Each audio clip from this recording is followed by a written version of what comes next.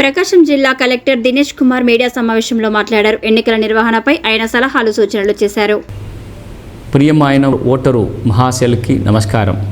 భారత రాజ్యాంగం ప్రజలకు ప్రజాస్వామ్య వ్యవస్థ ద్వారా ప్రజలే తమ నేతలని స్వయంగా ఎన్నుకున్న అమూల్యమైన అవకాశం ఓటు ద్వారా కల్పించింది. కుల, మత, ప్రాంత, లింగ, జాతి, భాష అనే భేదం లేకుండా 18 సంవత్సరాలు నిండిన అందరికీ భారత రాజ్యాంగం ఆర్టికల్ 326 ద్వారా ఓటు హక్కు కల్పిస్తుంది.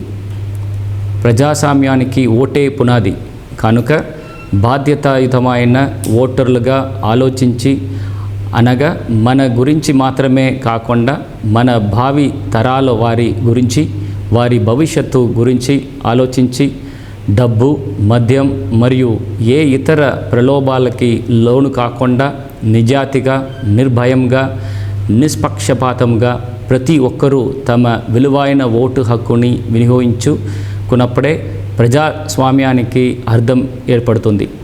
ప్రతి ఓటరు ఎన్నికల గురించి పూర్తి సమాచారాన్ని మరియు అభ్యర్థుల పూర్తి వివరాలని తెలుసుకొని ఓటుని చైతన్యంగా వేయాలి.